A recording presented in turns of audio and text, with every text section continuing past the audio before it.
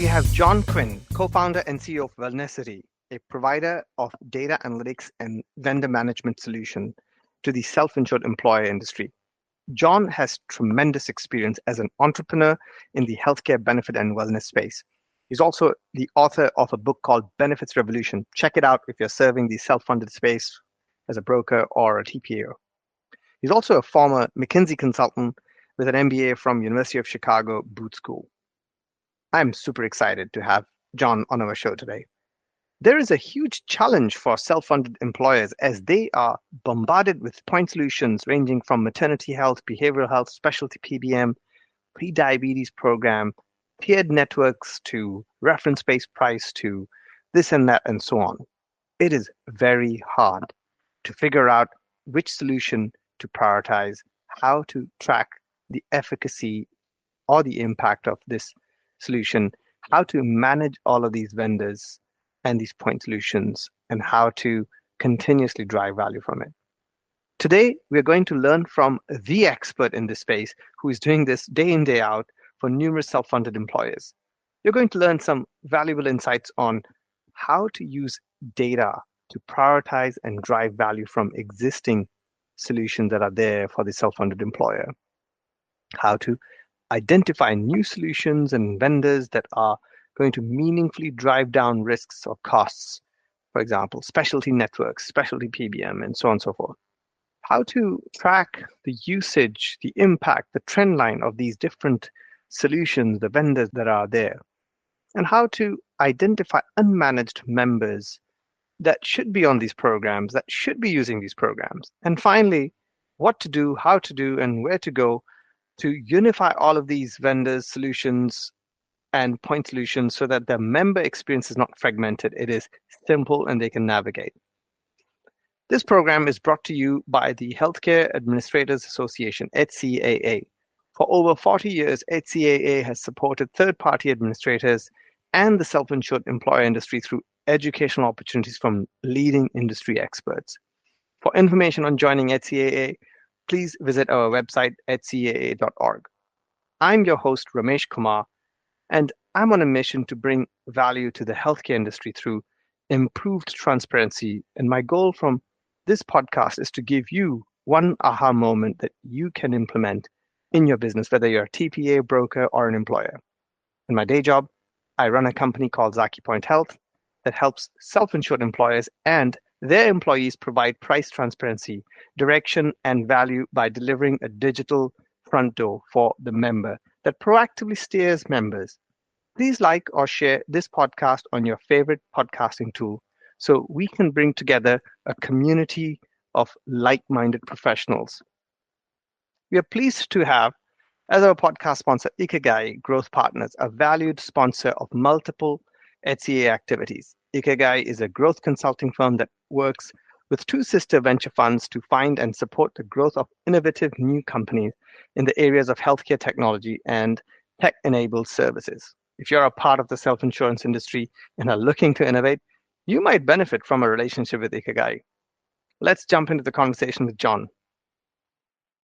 John, welcome to Voices of Self-Funding. I am super excited to have you share your thoughts on the topic of managing vendors and driving value from these point solutions.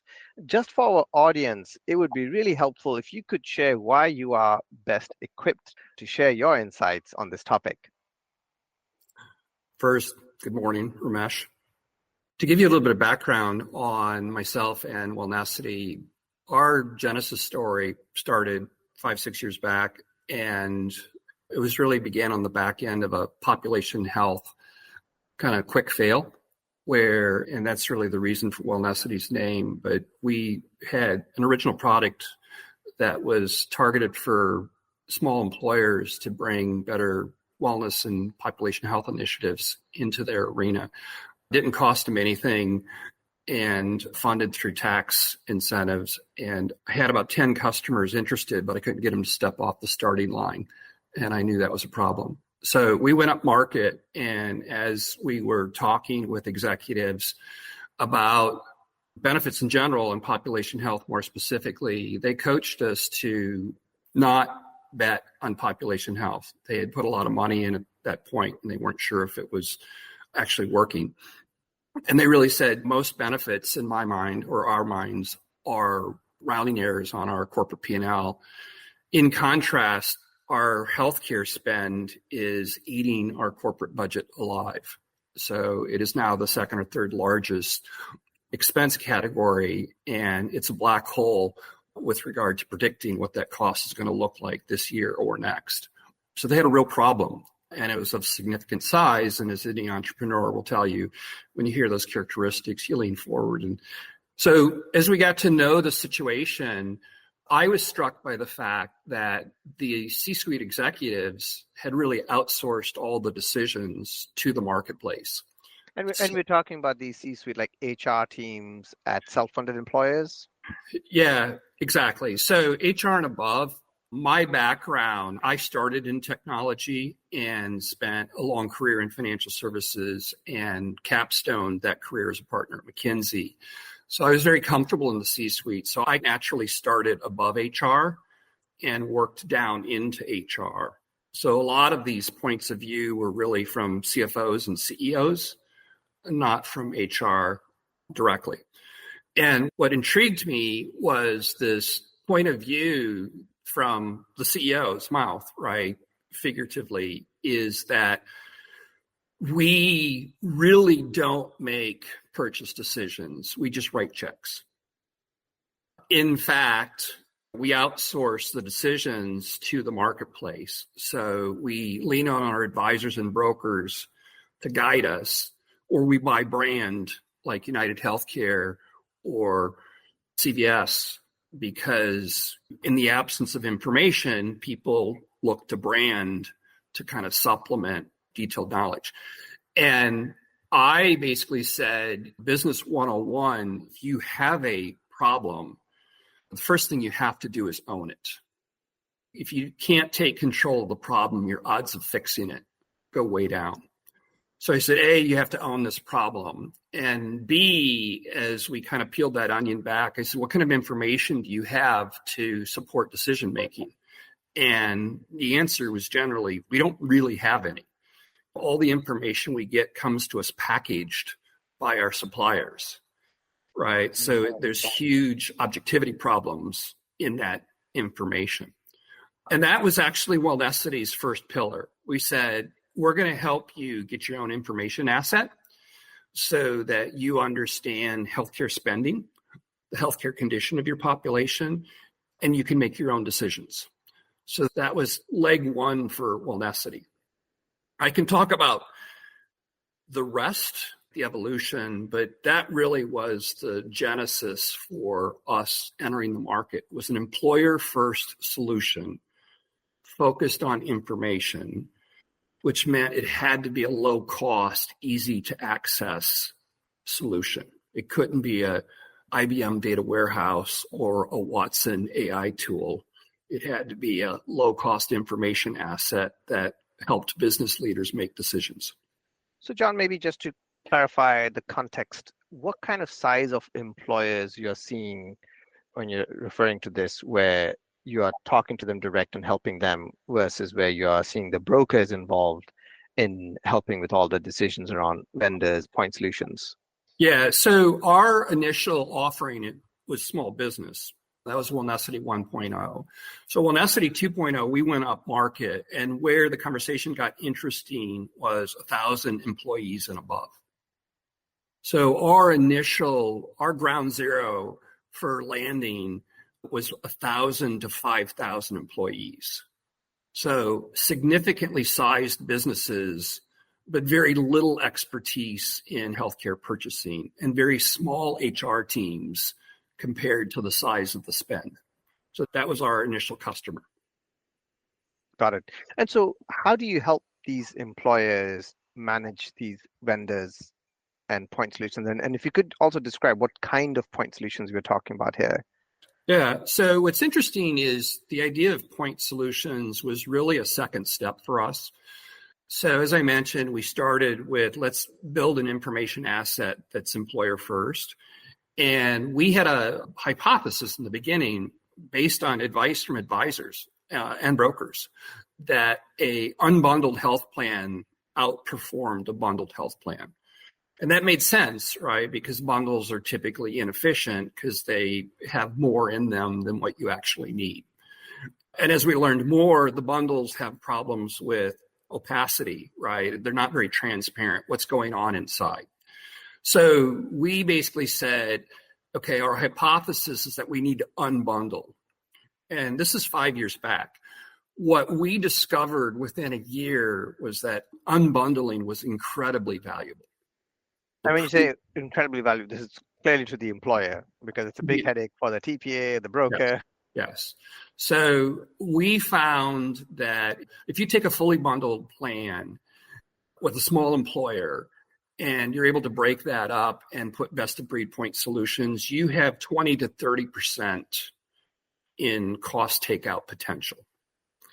If you have a larger employer with a fully bundled self, there's about 10 to 15% of opportunity to go after when you help that entity migrate to fully unbundled. Help me maybe understand this. So you said 20 to 30% cost takeout. This is on the overall medical and pharmacy spend? Yep. Or this is more like just the cost of these solutions, whether that is diabetes program to... This is the total cost of the health plan to the organization. Got it. So 20 to 30% reduction in that. And then what was the second number, 10 to 15% opportunity? With larger employers, they were getting better efficiency. So there's less opportunity, but still significant. Got it. So it's the same number, but for the larger employers, it's 10 to 15, and for mid-size employers, it's 20 to 30% savings there by unbundling. Exactly. So having kind of proven that unbundling represented big opportunity, we basically had a decision to make, which was who in the marketplace represents the most value in an unbundled best of breed vendor stack. And we call it a vendor stack rather than health plan. So once again, borrowing a term from the tech industry.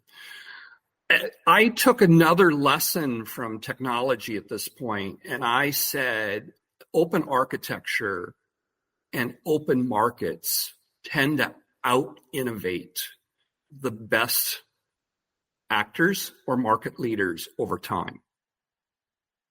And the marketplace has taught IBM that lesson over and over, that it can out-innovate even the best funded organizations given enough time. So we said, we're going to go into the marketplace and we're going to be very open about who we work with. So if an employer has an existing 5 players, our starting point is we don't have to change the health plan, and we don't have to change your vendor stack, and we don't have to touch your member to start saving you money. What we do is with the information, we start squeezing waste out of the system, and we start asking questions of the vendors, who they're interacting with and how they're performing. And we help our employer clients form their own point of view on vendor performance / vendor ROI. That's a big move. Most employers rely on the report that the vendor gives them, self-reporting ROI. We, in contrast, bring an independent point of view on how that vendor's performing. Got it. So that's the stage one. Keep your 5 solutions. We'll just bring the independent analytics to track the impact. What is stage 2? Stage 2 is we start infill. We have a playbook that we've developed over years that starts with things like, it's good to have a branded wide network, right? A United Healthcare, Blue Cross Blue Shield, Cigna. We don't force our employers to abandon those wide networks because of their advantages, right? Universal access, good prices at the fringe. What we do is we start to add specialized networks alongside. So we'll carve out spine surgeries, organ transplants, hip replacements, joint replacements, and get those to better quality providers. And we have found significant value by migrating the complex events to quality. And what's interesting about that is we don't worry about price in that situation. We're solely looking for quality.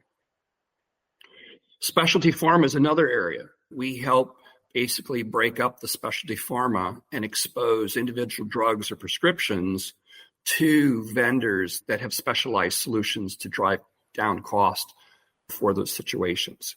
And we go on down the map. We improve care navigation. We improve the use of disease management vendors. I actually have a counterintuitive point of view. A lot of employers with regard to vendor set try to pick one per category. And I would assert that in the area of diabetes, as an example, why not have three? Because if you actually look at the different diabetes vendors, they appeal to different types of patients/members. So you're sub-optimizing by picking one. If you could pick a shelf of three and efficiently manage it, you actually get greater saturation of the need in your diabetic population. So if I'm summarizing stage 2, basically theme is bring solutions now at the highest kind of inefficiencies, and starting with network, then specialty pharma to navigation to disease management. Now there's an explosion of solutions, which creates problems both for the member, and especially if you have 3 different diabetes programs and you're a 1,000 employee employer, I don't know what kind of diabetes I have, hence which solution. So there's a whole explosion there. How do you manage that experience? And then on the back end, presumably, how do you manage these explosion of solutions? Yes, to your point, there's 2 major issues that unfold. One is, how do you manage the increased number/complexity as an employer with limited resources? And second, how do I manage choice within my member population? How do I help them with choice? So on the complexity problem, what we began to do, and this has become a major source of value, is we began to integrate with each of the vendors at the digital level. So we became not just an information hub, but we also became an integration hub so that we could manage this growing complexity. So Wellnecity sits as a consolidation point for the employer connected to this growing list of vendors. And because we're digital, we can use machines/our platform to manage the increased number. So we're not doing it with people. We're doing it much like the securities processing industry or the payments industry. We're managing it with technology and data standards and digital connections. So let's maybe dig into that. So what kind of data do you need to have coming in and out and passing to the vendor in order to really drive the efficiency, the ROI? Yeah, so interestingly enough, the first thing that we discovered as we were trying to connect digitally to these vendors is that they were suffering from information problems just like the employer. So the carriers and PBMs out there had done a very good job within the boundaries of intended use, which anybody who works with HIPAA knows what intended use means. And as a result, they were being constrained on the information they had access to. We, on the other hand, work for the plan sponsor. And the plan sponsor is the second most powerful actor in healthcare behind the provider. So in their role as payer, they have full rights to access all information tied to the healthcare of their member population. So we use that to get very broad, very detailed, and increased frequency of data. We in turn pass that on to the vendors at the authorization of the plan sponsor. And that turned out to be a huge source of value for each vendor as they understood the population they were serving better. So that was step 1. So step 2, here we are pushing medical claims and pharmacy claims and enrollment data out to our vendors. making their life more efficient and making their value more significant. What we started to say, we have a blind spot. We want to know who you're working with, and we want to know what the status is of your cases across time. And what that helped us do is better understand impact to members and attribution. So I could now do attribution at the member level back to each vendor and solve a second problem that the vendors had, which is I can only see the members I work with. I don't know who else those members are working with. So that person's change in cost was muted because of multiple contributing factors. We can actually unwind that because, as you know, if I know everybody you're working with, I can isolate your value using a basic concept of managed versus unmanaged at the vendor level. So, John, if I'm understanding, at the member level, if you've got multiple solutions being used by this member, you are able to separate out that the diabetes program has had this level of impact on costs, and the reference-based price program or the specialty pharma program that this member is now using has had this level of impact, rather than both vendors double counting at the end. So you are parsing it out separately, the impact. Exactly. And it's fairly easy if you understand statistics. Basically, that member, if there's 3 vendors serving that member belongs in 3 separate baskets. And there's a bunch of natural experiments occurring because not every member fits in 3 baskets. So through that process, we can actually identify, based on the basket that member sits in, what the value of managed versus unmanaged looks like. So that's the way we solve the problem. Maybe run that one more level deeper. So you're saying managed versus unmanaged member, and you're looking at the cost trajectory, risk trajectory. Am I understanding this? How should a broker, employer, TPA listening to this can take away some insights from here? Rather than going down, I think I would pull it up a level because it's a little bit of our magic. What we're able to do is establish our own point of view on that each vendor's impact on the member population. I can say, here is reference-based pricing's impact on claim cost. I can isolate that from here is a diabetes manager's impact on your diabetics. That's pretty powerful because I know at the diabetes level where your diabetes manager was leaning in. So if you think about reference-based pricing as one tranche of value, your diabetics are exposed to reference-based pricing widely, whereas they're exposed to diabetes management at a series of ones and zeros, right? This is a managed person or this is an unmanaged person. So I can isolate the change for each actor. So at least at that vendor level, changes in that cohort for different metrics, whether that is PMPM usage, whether that is risk changes to maybe if it's a ER, focus on ER diversion, how many visits per thousand, how they have changed. Yeah. I mean, what it comes down to, Ramesh, is if you have really good data at the member level, you can sort those members in many different ways and put them in buckets and analyze those buckets for value.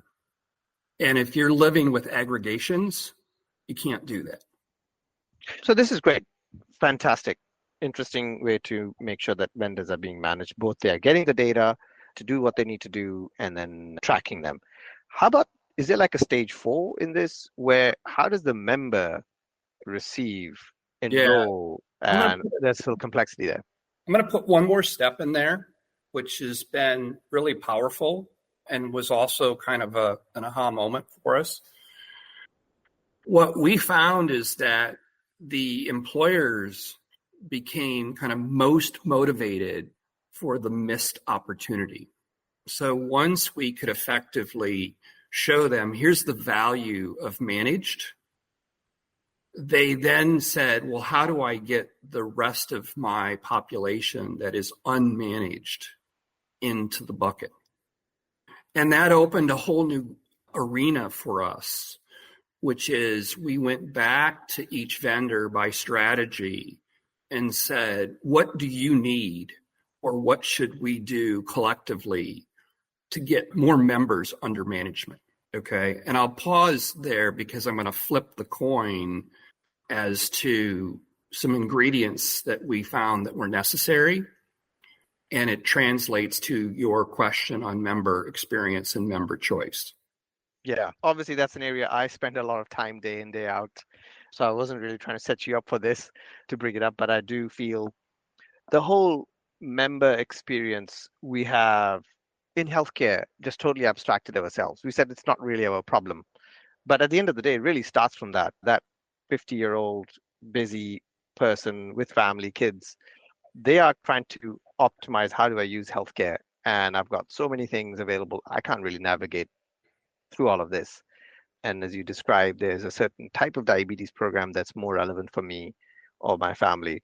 So I think we have totally forgotten about the member in terms of personalizing, making it relevant, using their data. And I believe this is an area of huge innovation, area of huge change, lots of solutions out there coming out. So we will see over the next 3 years or so, better usage of these programs, better integration of these programs at the member level, better ways of promoting them, enrolling the right member to the right program, and then make sure that you're communicating on an ongoing basis and then tracking it back. Yeah. I don't know what you think. So I agree with you 100%. And the way we think about it is as a user, so I'm in that 50-year-old bucket and have become a user of healthcare for the first time in my life. Very typical, long, healthy life, and then you turn 50. What I have been struck by is how complex and confusing the healthcare system is for somebody that is as educated as I am and who's actually working in amongst the solutions. If you start to move down to the member level and look out to the healthcare system, you start to ask yourself questions. Why is it so complex? How would I reduce that complexity? How do I help somebody? How do I educate somebody on the importance of quality, that quality matters, that you shouldn't just pick the closest provider? I don't eat at the closest restaurant. I don't buy a car from the closest dealership. Why would I get healthcare, which is really important, from the closest doctor? So, there's an education problem there.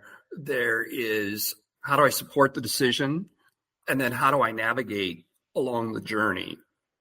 So we agree with your perspective that tools at the member level are important. The way we've begun to solve that is, interestingly enough, the employer is one of the few actors who has the same economic interests as the member, right? They want the person to be healthy.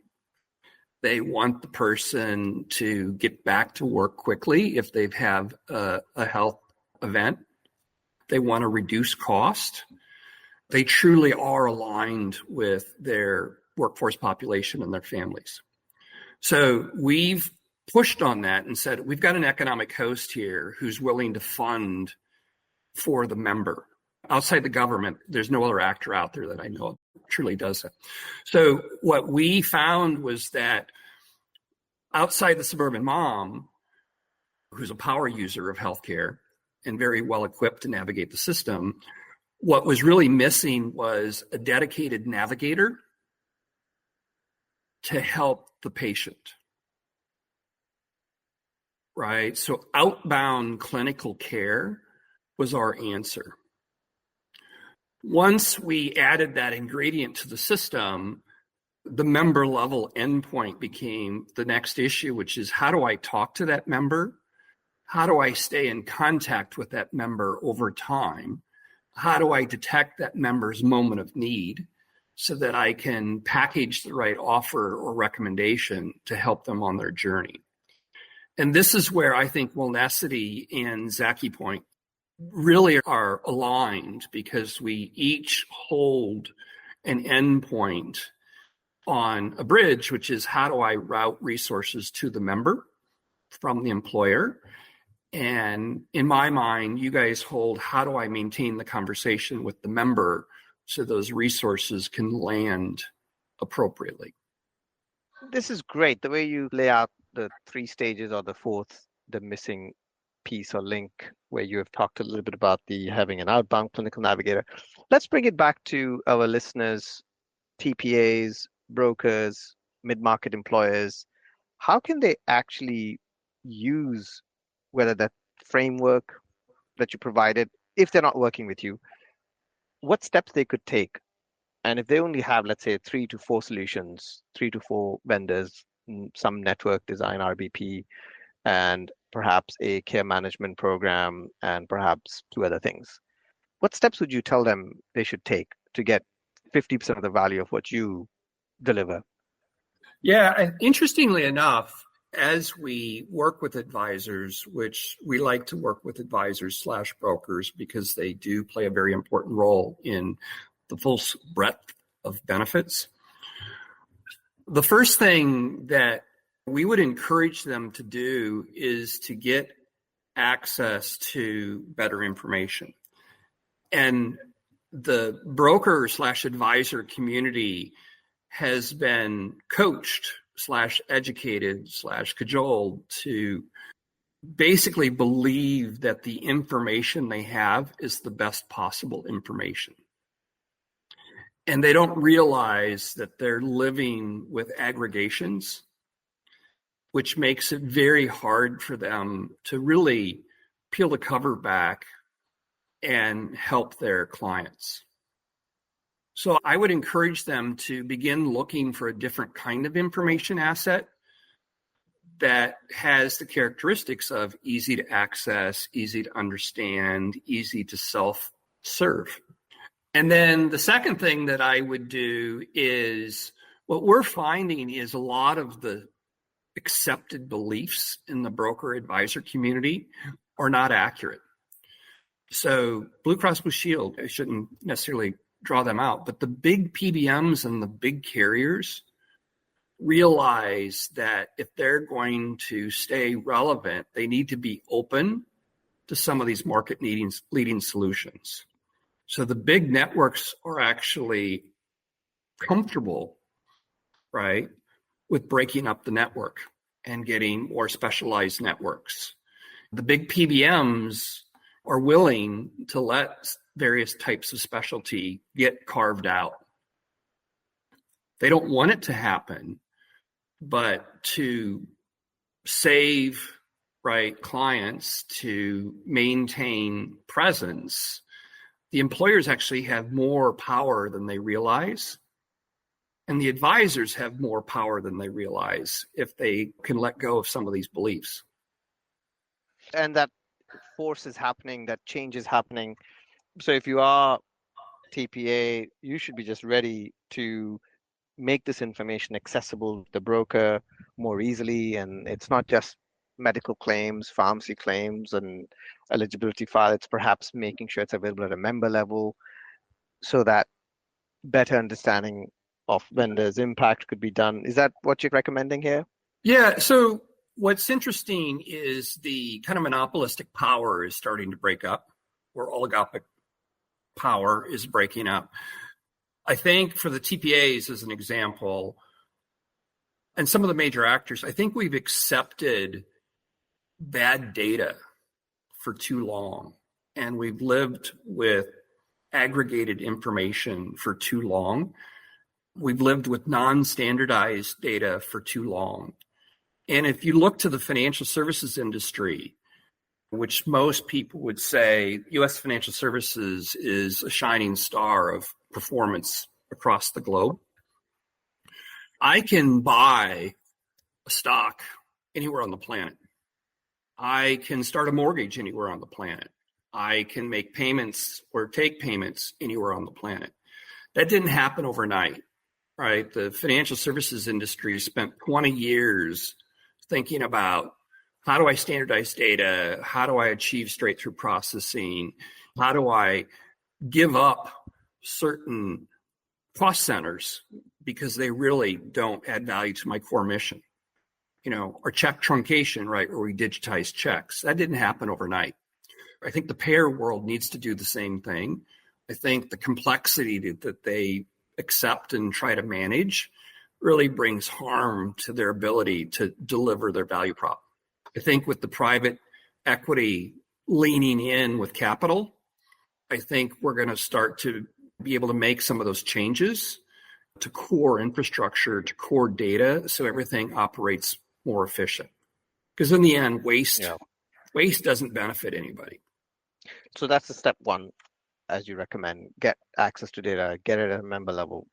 Is there a next step for them if they should be taking without working with experts like you? You're going to put me on my stump for a moment. If you mapped data flows, right, this amazed me. At the employer level, and I have a picture of this that would be interesting to share, but if you actually took every single actor serving a health plan and you arranged them around a circle, you'd find that data is flowing in a many-to-many fashion. So everybody has a point-to-point connection, and they're exchanging flat files. And I was like, this is nuts. I haven't seen flat files being exchanged since the beginning of my career in financial services. If you drew a second picture, and in the center of that picture, you put a hub,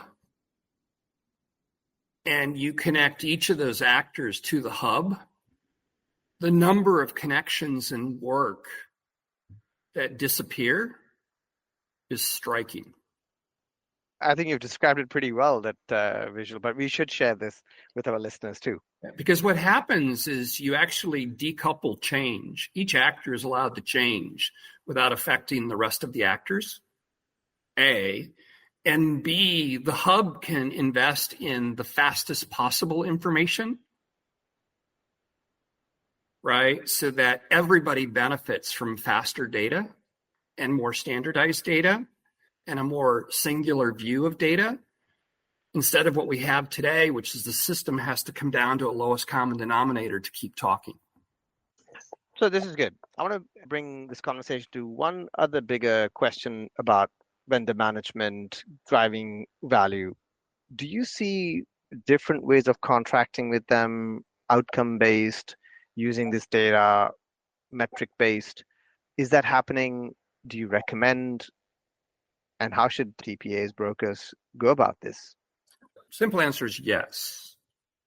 I don't want to betray any confidences, but more and more we're seeing situations where the TPA in combination with the medical carrier will guarantee offsets to trend.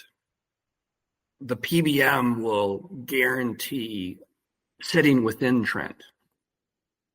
The care manager will guarantee offsets to trend. A performance-based contract that has a macro driver / KPI. Now, two things are needed to make those contract terms actionable. One is, what is the accepted measure of trend? We'll see clients build an index, and this is where actuarial science really plays a role, is work on the index, not the prediction of health. So give me a good view on what price it looks like in the market. And if I create an offset to price, I've performed. And then the second ingredient is the buyer needs to measure that performance instead of the supplier. That's a key point. Maybe just to make sure that our listeners understand, when you talk about index to compare, let's say you are a 1,000 employee life company, you're spending 12 and a half, let's say $14 million on your medical and pharmacy spend, and the trend line has been 7% growth every year. When you talk about trend, is that the 7% growth?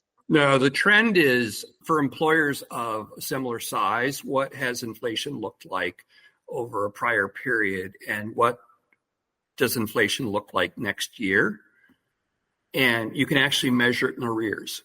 So as I go through the year, my basket is my trend line, and I evaluate myself versus my basket. It's the age-old benchmarking exercise, but we're taking it one step farther. Instead of doing, how do I do vis-a-vis my benchmark? Oh, I didn't do so well, or oh, I did fine. Organizations are signing up for beating their benchmark. And to give you a sense for size, we have one client where basically 1% trend equals $10 million of earnings erosion. If we deliver a 5% offset to trend, that's $50 million dropping to the bottom line. Big numbers. Well, this is great. This kind of gives a pretty good wrap to our overall discussion on vendor management, the stages. Any other kind of advice or approaches our listeners should take when they think about vendor management, driving more value, point solution, the fragmentation? Here's the second time I'm going to hop up on my stump. I'm amazed at the lack of confidence in the vendor space, in the advisor space, and in the employer space on innovative solutions that work. And we are promoting that these solutions do work, but the added ingredient that we're bringing to the table is objective measurement. So our employers start to get more and more confident, and they actually accelerate change, which I think is very different than the common experience. I try to yell from the mountaintops, rooftops, it's working. It really does work. This is great. So there you have it, our listeners. Take this in your stride. Confidence, it'll work. Just start tracking, have objective measurements, and reach out to John if you need some extra help. So John, how can our listeners reach out to you? What are the good ways to connect with you? Yeah, so I will give you my cell phone number, 704-898-3191. I love to answer questions, so I entertain outreach. You can also find us at wellnecity.com. That's WELLNECITY.com. Some people misspell our name. But anyway, I appreciate these kind of conversations, Ramesh. I really like what you guys are doing with regard to that member touch point and having a consolidated member touch point. So let's all keep talking.